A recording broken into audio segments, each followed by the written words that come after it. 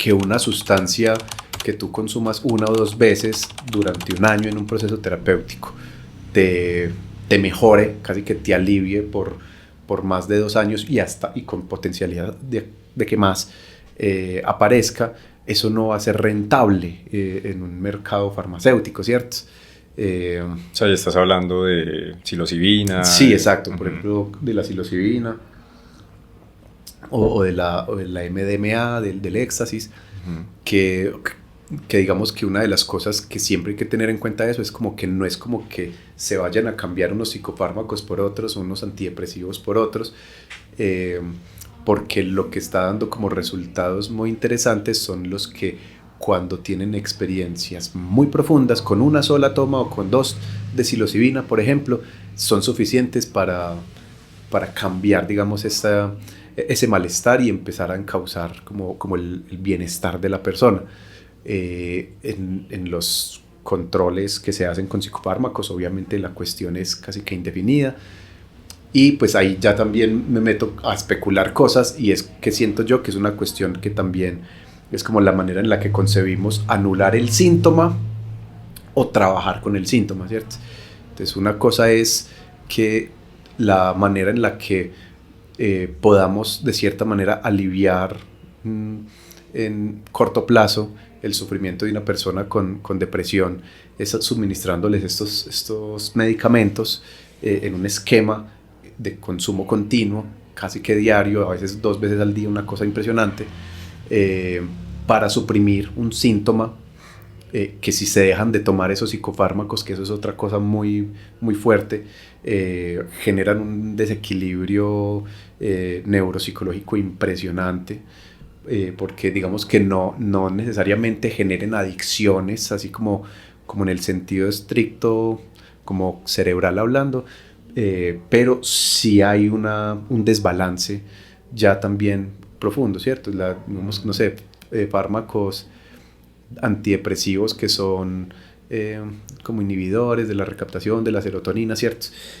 Cuando se suspenden esos fármacos de manera súbita después de estarse tomando durante un tiempo, eso va a generar un desbalance en la persona a nivel químico en el cerebro, pero a nivel psicológico y emocional impresionante. Y la única casi que manera de restablecerlo es volver a empezar un esquema. Entonces, claro, son fármacos que trabajan el síntoma, trabajan el dolor, de cierta manera, de una manera así muy escueta. Son como aspirinas que se toman no para un dolor de cabeza, sino para un dolor del alma. Pero pues se acaba el efecto de la aspirina, entonces toca volverse a tomar otra. Lo que sucede con los psicodélicos es algo muy diferente, porque bueno, primero, pues lo ideal es que siempre estén dentro de un marco también como terapéutico, ¿cierto? No es como que si te vas a tomar una LSD en una fiesta vas a tener ese tipo de... Hay gente que sí, y es muy interesante esos casos también, tienen revelaciones y les cambia la vida y se transforman en personas más amigables con el ambiente y con las demás personas y en un mejor sujeto para la sociedad y lo que sea. Pero cuando ya son cuestiones que son directamente relacionadas con lo terapéutico y con lo, llamémoslo entre comillas, psicopatológico, ¿cierto? Personas que están diagnosticadas, que de verdad tienen un problema muy serio en su salud mental. La acción de los psicodélicos como la psilocibina o como la MDMA no es una acción que suprima solamente el síntoma, sino que lo que hace es ofrecer una serie de posibilidades muy extraordinarias que son muy difíciles de poner como en palabras para las mismas personas, que les permiten de cierta manera, acompañadas de una terapia, reorganizar su vida, ¿cierto? Entonces, solamente con 1 o con 2 tomas, la idea es lo ideal, digamos, dentro de estos marcos de psicoterapia asistida con psicodélicos, son suficientes, podrían llegar a ser suficientes para restablecer el equilibrio de las personas. Y también a mí esa palabra de ese término de depresiones resistentes a tratamientos, me parece que es como si el que tuviera el problema ahí fuera la enfermedad y no el tratamiento, ¿cierto?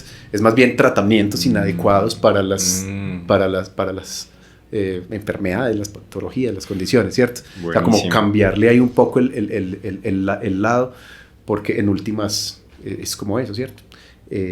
No es que las personas sean resistentes al tratamiento, es que ese tratamiento no es el adecuado para esas personas, quizás, ¿cierto? Entonces hay que buscar otras alternativas.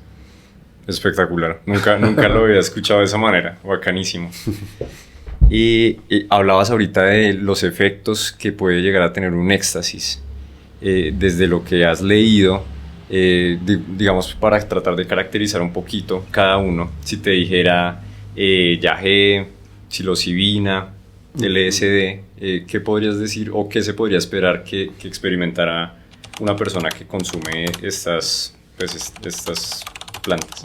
Listo.